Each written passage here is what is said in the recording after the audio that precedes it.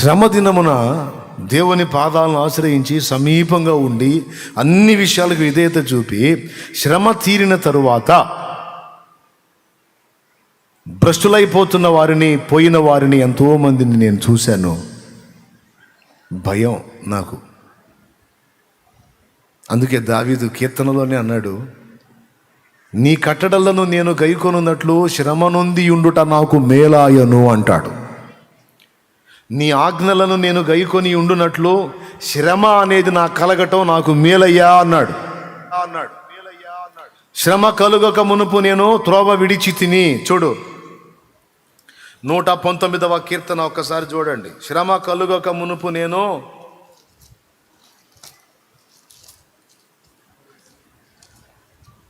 119వ కీర్తన 67 చదువమ్మా. శ్రమ కలగక మునుపు నేను త్రోవ విడిచి తిని, ఇప్పుడు నీ వాక్యమును అనుసరించి నడుచుకొనుచున్నాను. దేవునికి స్తోత్రం కలుగును గాక. ఎప్పుడు విడిచాడంట? శ్రమ కలుగక మునుపు త్రోవ విడిచాడట. శ్రమ కలిగినప్పుడు త్రోవలోకి వచ్చాడంట. ఇప్పుడు చెప్పండి, శ్రమ మేలా కీడా? ఎప్పుడు బయటపడతాను అంటారు. ఓకే, తప్పకుండా నిన్ను బయట పడేస్తాడు దేవుడు, సందేహమే లేదు. అయితే ఒక్క మాట, శ్రమలో ఉన్నప్పుడు నువ్వు ఉన్న దీనత్వము, తగ్గింపు, పరిశుద్ధత, ప్రార్థన, దేవునికి చూపే విధేయత, ఇవన్నీ శ్రమ తీరిన తర్వాత ఉంటాయా? గ్యారెంటీ ఉందా? ఉంటే చెప్పు. డౌట్ లేదన్నా, ఇంకా ఎక్కువ చేస్తానన్నా. కొంతమంది బాధతో చెబుతారు, అసలు ఈ బంధకాలు ఉన్నాయి కానన్నా, అసలు ఈ బంధకాలు కూడా లేకపోతే అసలు ఇక పొద్దుస్తమాను ఇక అదే పనిలో ఉంటానన్నా అంటారు. నిజంగానే బంధకాలు దేవుడు తీసేస్తే కనపడేది కూడా కనపడకుండా తిరుగుతుంటారు. ఇక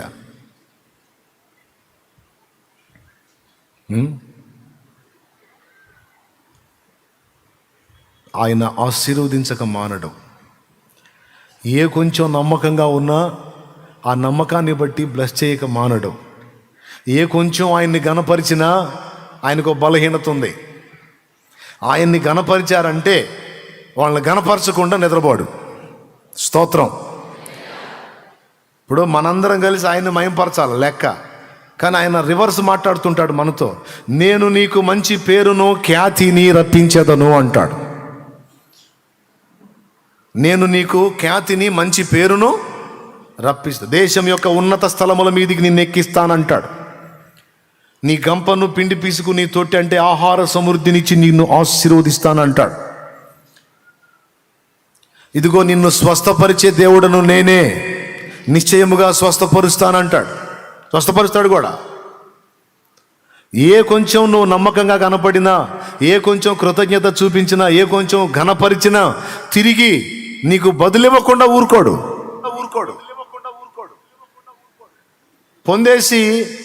పొందేసి అలా వదిలేసేవాడు కాదు ఆయన. అది వచ్చింది సమస్య.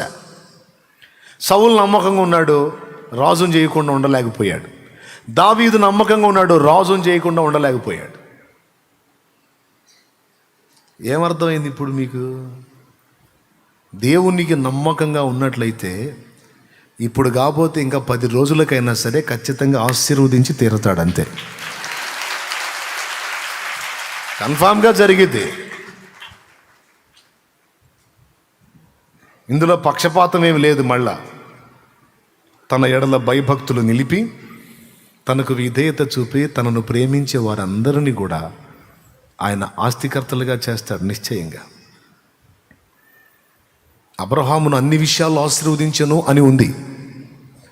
అన్ని విషయాలంటే స్పిరిచువల్గాను, సంతానపరంగాను, భౌతికంగా కూడా. ఉండటానికి, తినటానికి సమృద్ధినిచ్చాడు. దాసదాసి జనాంగం ఇచ్చాడు. ఎంట పుట్టి అలవర్చబడిన వాళ్ళే 318 మంది యోధులు ఉన్నారు. అంటే ఒక మినీ సైన్యాన్ని రన్ చేస్తున్నాడు ఆయన. ఒక రాజుకు తగినంత ఐశ్వర్యవంతునిగా హేతుకుమారులు ఏం మాట్లాడారు? మా మధ్యన నీవు మహారాజువై ఉన్నావు అన్నారు అబ్రహాముని. నేనంతా ఆత్మ సంబంధంగా దీవించేవాడినే కానీ ఇగో శరీర సంబంధంగా నేనేం చేయను అనలా. ఆత్మ సంబంధంగా దీవించాడు, శరీర సంబంధంగా కావాల్సినవి కూడా ఇచ్చాడా? ఇలేదా? ఖచ్చితంగా ఇస్తాడు. మళ్ళీ చెప్తున్నా, అందరికీ ఒక్కసారి చెప్తున్నా, సోదరి సోదరులారా, లైవ్లో ఉన్న వాళ్ళకి కూడా చెప్తున్నా, నువ్వు ఎన్ని రకాల ఇరకాటాల్లో, ఎంత ప్రెజర్లో, ఎంత ఒత్తిడిలో, ఎంత వేదనలో ఉన్నావు, వాటన్నిటి నుంచి నిశ్చయముగా దేవుడు విడిపిస్తాడు. నిన్ను ఆశీర్వదించేది ఖాయం. నీ తలనెత్తేది ఖాయం.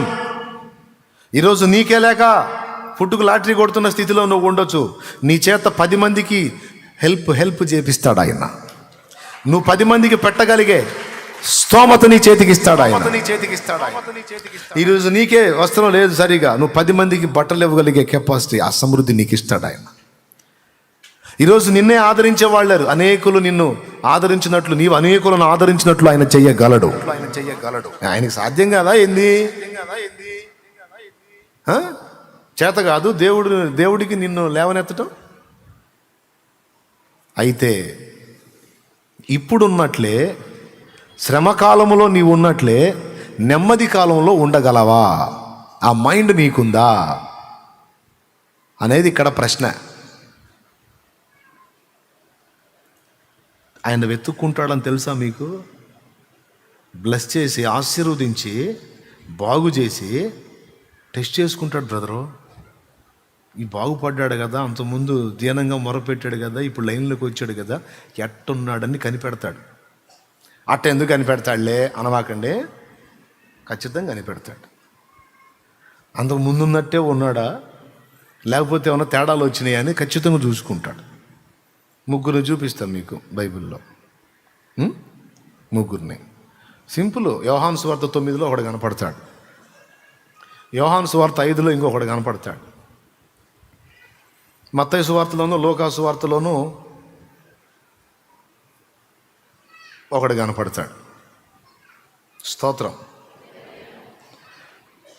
యోహాను 9లోనేమో పుట్టినది మొదలుకొని గుడ్డివాడైన మనుషుణ్ణి ప్రభువు స్వస్థపరిచి, తర్వాత వాడు ఏం చేస్తున్నాడో, వాడు ఎలా ఉన్నాడో మళ్ళీ వాడిని వెతుక్కుంటా పోతాడు. యోహాను సువార్త 9లో పుట్టినది మొదలుకొని గుడ్డివాడండి, ఉమ్ము ఊసి బురద చేసి ఆ బురదను వాడి కళ్ళకి రాసి, సిలోయమను కోనేట్లోకి వెళ్ళి కళ్ళు కడుక్కో, చూపు పొందుతామని పంపిస్తాడు. చూపు వచ్చింది. చూపు వచ్చినందుకు గాను ఊరోళ్ళు మనోడిని నిలబెట్టి పంచాయతీ పెడతారు. పంచాయతీ ఎందుకంటే చూపు వచ్చినందుకు కాదు, ఆ చూపు యేసు ప్రభు ఇచ్చాడు అన్నందుకు. పంచాయతీ మీటింగ్ పెడతారు. పెట్టంటారు, ఆయన ఏదో ఉమ్మూసాడు, బురద చేశాడు, ఆ బురద కళ్ళకి రాశాడు, నాకు చూపు వచ్చిందని అన్నీ చెప్పవాకు. దేవుడు నన్ను స్వస్థపరిచాడని చెప్పు, దేవుణ్ణి మయంపరచు, యేసును కాదు. యేసును గురించి నువ్వు సాక్ష్యం ఇవ్వద్దు అంటారు ఆ ఊర్లో వాళ్ళు. అయ్యా దేవుడే, బాగు చేసినోడు దేవుడే, ఇదిగో నన్ను ముట్టినవాడు యేసు దేవుడే, ప్రభువే. దైవశక్తి ఆయనలో లేకుండా ఆయన ఉమ్మికి గుడ్డివాడి కళ్ళు తెరవగలిగే శక్తి ఎక్కడి నుంచి వచ్చింది? కాబట్టి ఆయన దేవుడే, ప్రభువే, నా కళ్ళు ఇచ్చినటువంటి సృష్టికర్తే అని వీడంటే తలా ఒక మాటని వాడిని నానా బీభత్సం చేసి చివరికి ఊళ్ళో నుంచి వెలేస్తారు. మేలు పొంది నాకు సాక్షిగా ఉన్నాడా, లేకపోతే మేలు పొంది ఎంత చెడ్డ ఊరు కావాలే, మనోళ్ళు కావాలే అని నాకు హ్యాండ్ ఇచ్చి వాళ్ళని సెట్ చేసుకున్నాడా? అయితే మనోడు ఊరికట్టం తిరిగాడు. ఏయ్, మర్యాదగా చెబుతున్నాం, పద్దాకలా ఆ యేసు నా కళ్ళు ముట్టాడు, నాకు చూపు వచ్చింది అని ప్రచారం చేశావంటే ఇప్పటికే అతని గురించి బాగా ప్రచారం జరుగుతుంది. ఆయన మెస్సీ అని, అదని, ఇదని అంతా ఇంత రకరకాల ప్రచారాలు చేస్తున్నారు. మాకు ఒళ్ళు మండుతుంది. ఇప్పుడు కొత్తగా నువ్వు ఒకటి తయారయ్యావు, అదేమంటే నా కళ్ళు బాగు చేశాడు అంటున్నావు. ఇప్పుడు ఉన్న వాయింపుడికే ఆయన గురించి రకరకాలుగా మాట్లాడుతుంటేనే మా చెవులు వాసిపోతున్నాయి. మళ్ళీ నువ్వు ఒకటిగా బయలుదేరి నాకు చూపించాడని బయలుదేరావు. ఇంకా ఎక్కువైపోయింది. మా వల్ల కాదురా, తట్టుకోలేము. కాబట్టి యేసు కావాలా, మేం కావాలా? యేసు కావాలా, ఊరు కావాలా? చెప్పు. నాకు యేసే కావాలా.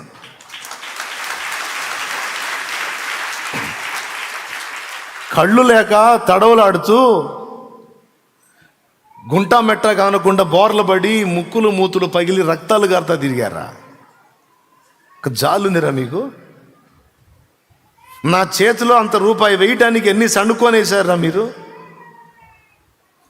ఎంత ఏడ్చుకున్నాను రా నేను.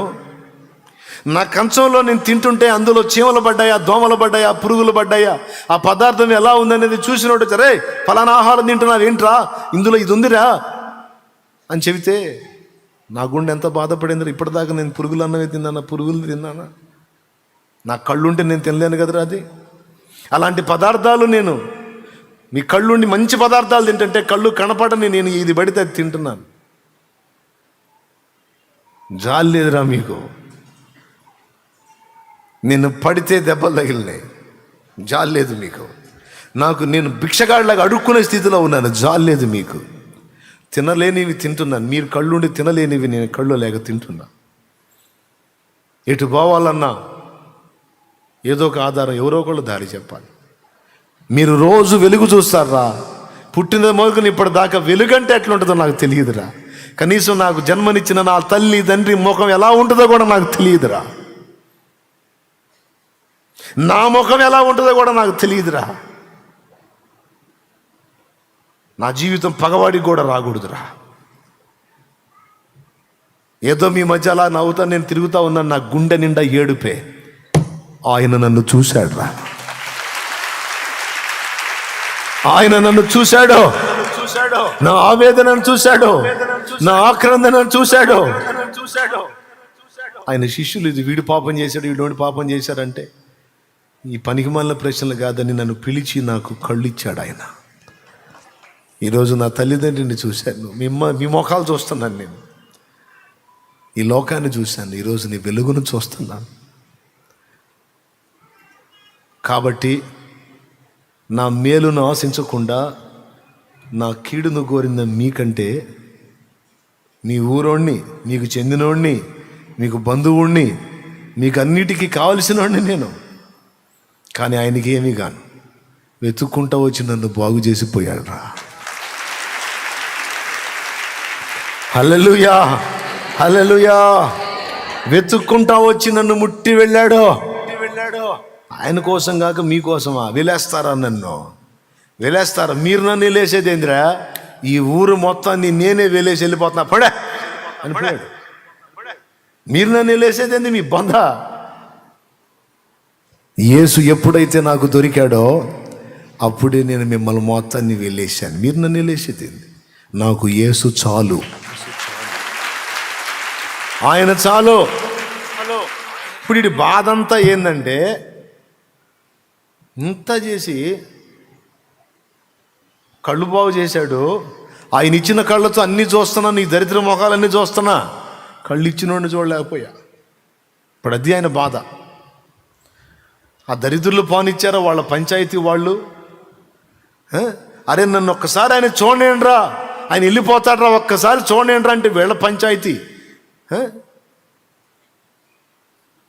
దరిద్రులని బాధపడతా నిట్టూర్పులు విడుస్తూ ఊరు బయట కూర్చుంటే ఆయనకి మరుగై ఉంటుందా? ఎరగడు. ఇన్ని ఎరిగినోడు అది ఎరగడు. ఇదిగో వెతుక్కుంటూ ఆయన దగ్గరకు వచ్చాడు, వాని దగ్గరకు వచ్చాడు. నీకు చూపించిన వాడిని నువ్వు ఎరుగుతావా అని అడుగుతాడు. ప్రభువా ఆయన ఎవరో నాకు తెలిస్తే వెళ్ళి సాష్టాంగ పడుతుంది కదా. ఎక్కడ చూడనిచ్చారయ్యా దరిద్రులు? బాగుపడ్డాను, పంచాయతీ పెట్టారు. లైన్లోకి వచ్చాను, పంచాయతీ పెట్టారు. ఇప్పుడు నా కళ్ళు వచ్చిన ఆనందం కూడా లేదు. ఎందుకు లేదు? కళ్ళు ఇచ్చినోడిని చూడలేకపోయా కదా. నీ ఎదుట నిలిచిన వాడు ఆయనే అన్నాడు. నీ ఎదుట నిలిచిన వాడు ఆయనే. నీకెవరు చూపించారో ఆయనే ఇప్పుడు నీ ముందు నిలబడ్డాడంటే ఆ మాంసం వెళ్ళి ఆయన పాదాల మీద పడి ఏడుస్తా. చూసారా? వెతుక్కున్నాడు.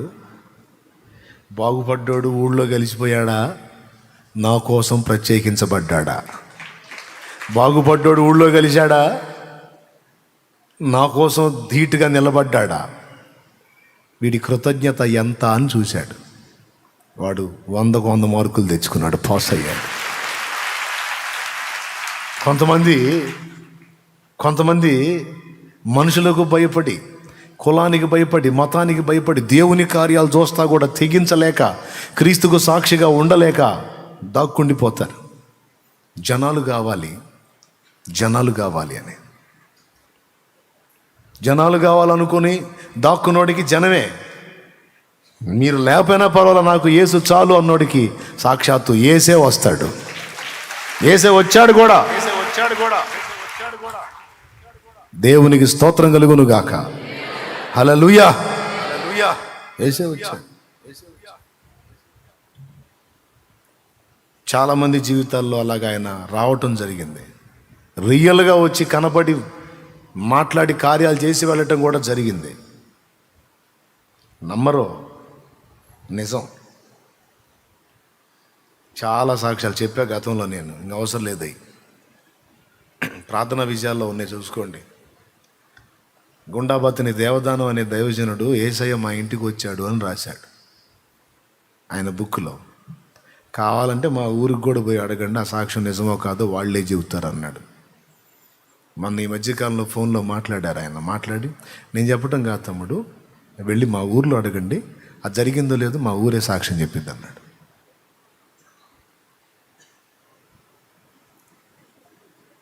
రియల్ వస్తాడు ఆయన. నేను కూడా ఆయన్ని ఎరుగుదును, అనుభవించాను, నాకు తెలుసు. విచిత్రంగా ఉంటాయి ఆయన కార్యాలు. కాబట్టి అదే వెతుక్కుంటాడు ఆయన. నిన్ను బ్లెస్ చేయటమే కాదు, ఆశీర్వదించటమే కాదు, ఆశీర్వదించబడ్డ నువ్వు ఇతరులకు ఆశీర్వాదకరంగా, దేవునికి మహిమకరంగా బ్రతుకుతున్నావా, లేకపోతే ఆశీర్వాదాన్ని పొంది విలాసవంతమైన జీవితంలోకి వెళ్ళిపోయి భోగలాలంలో మునిగిపోయావా? కృతజ్ఞత కలిగి ఉన్నావా, భ్రష్టు పట్టావా? వెతుక్కుంటాడు. నువ్వు దేవునికి కృతజ్ఞత చూపే లిస్టులో ఉండాలి. భళా, ఇంత మేలు చేశాను నీకు, ఎంత కృతజ్ఞత చూపించావు నా కుమారి అనాలా. ఇంత మేలు చేశాను నేను వాడికి, నా కుమారుడికి ఇంత మేలు చేశా, ఆ ఇంత మేలుకి ఎంత కృతజ్ఞత కలిగి ఉన్నాడో చూడు నా ఎడ్ల అని నిన్ను నన్ను చూసి ఆ కృతజ్ఞత బుద్ధిని బట్టి మెచ్చుకోవాలి ఆయన. మురిసిపోవాలి, ముచ్చట పడాలి. ఎంతమంది ఉన్నారు అలాగా? మనం ఎలాగున్నాం? అలానే ఉన్నామా, లేకపోతే నీవెందుకు ఇట్లా అయిపోయావు అనిపించుకునే స్థితిలో ఉన్నామా? మనం పరిశీలించుకోవాలి. అవసరమై తెగించాల్సి వస్తే తెగించాలి యేసు కోసం. దేవునికి మహిమ. ఆయన వెతుక్కుంటాడు.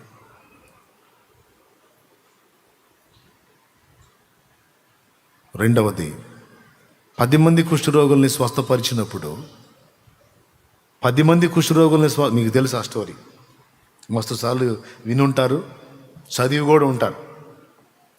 10 మంది కుష్ఠరోగులు దూరంగా నిలబడి ప్రభువా మమ్మల్ని రక్షించని కేకలేశారు. చూశాడు, చేతులు ఎట్లాగా అంత కట్లు కట్టుకొని ఉన్నారు, దగ్గరికి రాకూడదు. ప్రభువా మమ్మల్ని కరుణించని కేకలేస్తే, సరే మీరు వెళ్ళి యాజకుడిని కనపరుచుకోండి అన్నాడు. యాజకుడికి ఎప్పుడు చూపించుకోవాలా? కుష్ఠరోగి జబ్బు తగ్గినప్పుడు పాళెంలోకి వెళ్ళి యాజకుడి దగ్గరికి వెళ్ళి కనపరుచుకోవాలా. జబ్బు తగ్గక మునుపు వెళ్తే రాళ్ళతో కొడతారు. ఇప్పుడు వెళ్ళి యాజకుడి కనపరుచుకోండి అన్నాడంటే అర్థం ఏంటి? అడిగినప్పుడే తగ్గిపోయింది పొండి అన్నాడు. ఇక ఆయన తగ్గిపోయింది పొండి అంటే ఇంకుంటుందా? వారు పోవుచూ ఉండగా శుద్ధులైరి అనుంది. శుద్ధులైరి పోతా ఉండగానే శుద్ధులైపోయారు. వాళ్ళ కట్లు లూజ్ అయిపోయినాయి, ఆ చీము రక్తాలు గారే గాయాలన్నీ మానిపోయినాయి, ఈ ఫింగర్స్ నార్మల్ లేచినాయి. అట్లాగా ఇట్లా ఉండిపోయే ఫింగర్స్, ఇలా ఉండే ఫింగర్స్ ఓపెన్ అయిపోయినాయి. నాకు నా చేతులు వచ్చిందిరా రే, నా చేతులు బాగుపడి అందరూ చూసుకున్నారు. 9 మంది యాజకునికి కనపరుచుకోవడానికి పోయారు. యాజకుడికి ఎందుకు చూపించుకోవాలా? యాజకుడికి చూపించుకుంటే యాజకుడు ఓకే చేస్తే అప్పుడు వెళ్ళి ఊళ్ళో జాయిన్ అయిపోవచ్చు ఫ్యామిలీస్లోకి. అందుకని 9 మంది అటే పోయారు. ఒక సమరయుడు పరిగెత్తుకుంటా యేసు దగ్గరికి పరిగెత్తుతున్నాడు. పరిగెత్తుకుంటా వస్తున్నాడు యేసు ప్రభు దగ్గరికి. ప్రభా యేసయ్యా అనుకుంటా పరిగెత్తున్నాడు, గావు కేకలేసుకుంటా. పరిగెత్తుకుంటూ ఆయన పాదాల మీద పడి కన్నీళ్లతో ఆయన్ని గనపరుస్తూ ఉన్నాడు. ప్రభా బాగుపడ్డా ప్రభా, ఇదిగో చూడయ్యా, నా చేతులు చూడయ్యా, నా కాళ్ళు చూడయ్యా, నా ముఖం చూడయ్యా, నా సర్వ శరీరము దుర్గంధ భరితము, నా రూపం నేనే చూసుకోలేను. ఇదిగో నేను ఎలాగైపోయానో చూడు ప్రభా, నన్ను బాగు చేశావు ప్రభా, నీ కృతజ్ఞతలు ప్రభా అని ఆయన పాదాల దగ్గర పడి స్తుతిస్తుంటే, స్తోత్రంతో పరిగెత్తితే ప్రభు ఏం చేస్తున్నాడు తెలుసా? వానికెళ్ళి చూడట్లా, దారికెళ్ళి చూస్తున్నాడు. అంటాడు కూడా అక్కడ, 10 మంది శుద్ధులైది కారా, మిగిలిన 90 ఎక్కడా? ఈ సమరయుడు తప్ప ఎవడునూ శుద్ధి పొందలేదా? అందరినీ బాగు చేశానే, అందరినీ స్వస్థపరిచానే, ఈ ఒక్కడే వచ్చి కృతజ్ఞత చెబుతున్నాడు. మిగిలిన 9 మంది ఎక్కడా? వెతికాడా లేదా? చూశాడా లేదా? ఆయన కనిపెడతాడు. చేసి వదిలేడు, మేలు చేసి వదిలేడు. పొందినవాడు కృతజ్ఞత కలిగి ఉన్నాడో లేదో కనిపెడతాడు ఆయన. నీ బాధల్లో ఉన్నప్పుడు నిన్ను చూసి నీకు సహాయం చేసిన దేవుడు ఆ బాధల్లోంచి గట్టెక్కిన తర్వాత నువ్వేం చేస్తున్నావు చూస్తాడా? నిశ్చయంగా చూస్తాడు. ఒకడొచ్చాడు, 9 మంది పోయారు. 3వది యోహాను సువార్త 5వ అధ్యాయంలో బేతెస్దా కోనేటి దగ్గర 38 సంవత్సరాలు జబ్బుతో బాధపడ్డాడు. 38 ఏళ్ళు. ఆ 38 సంవత్సరాల సీనియారిటీ వచ్చింది జబ్బులో. అలాంటి వాడిని బాగు చేశాడు. సీనియర్ అన్నమాట, పేషెంట్లో సీనియర్ పేషెంట్, 38 ఇయర్స్. బహుకాలము నుండి అక్కడే ఉన్నాడు, కదలలేని మెదలలేని జబ్బు. ఒక మాటతో లేపి బాగు చేశాడు, స్వస్థపరిచాడు. బహుకాలం నుండి అక్కడే పడున్నోడిని నువ్వు లేచి నీ పరిపెత్తుకుని నడు అంటే లేచి నడిచాడు, గంతులేస్తాడు. తర్వాత అక్కడి నుంచి వెళ్ళిపోయాడు ప్రభు. వెళ్ళిపోయి మళ్ళా వాడిని గమనిస్తాడు. వీడు ఎక్కడున్నాడు? వీడు 38 సంవత్సరాలు జబ్బుతో బాధపడ్డాన్ని బాగు చేశాయి కదా, వీడు ఎక్కడ తిరుగుతున్నాడు అని మళ్ళా వచ్చి కనిపెడితే దేవాలయంలో కనపడ్డాడు. వాళ్ళ ఇంట్లో కాదు, బజార్ల మిటి కాదు, పేకాట దగ్గర కాదు. ఎక్కడ? పేకాట దగ్గర కాదు. పల్లెటూళ్ళల్లో సమస్యలు ఉన్నప్పుడు దేవుడు ఒడ్డెక్కిస్తే బాగుపడ్డదాకేమో ప్రార్థన, స్తోత్రం హల్లెలూయా అని బాగుపడ్డాక పేకాటగాళ్ళతో పోయి కూర్చుంటాడు. ఎరా మొక్కయ్యని అన్నా, ఏందన్నా నువ్వు? ఏళ్ళెళ్ళే అబ్బాయి, ఒక ఆటలే కానీ. ఆడవాళ్ళు గవలాట దగ్గర కూర్చుంటారు. గవలో ఇప్పుడు గవలో లేదు, మొక్క లేదు, అందరికీ సెల్ ఫోన్ ఒకటి చిక్కిందిగా. కళ్ళు పోయిందాకా నేత్రాశ పాపం ఎంత కావాలంటే అంత చేసుకుంటున్నారు. ఏం పాపం? పెద్దగా చెప్పండి. నేత్రాశ పాపం ఎంత కావాలంటే అంత నేత్రాశ పాపం.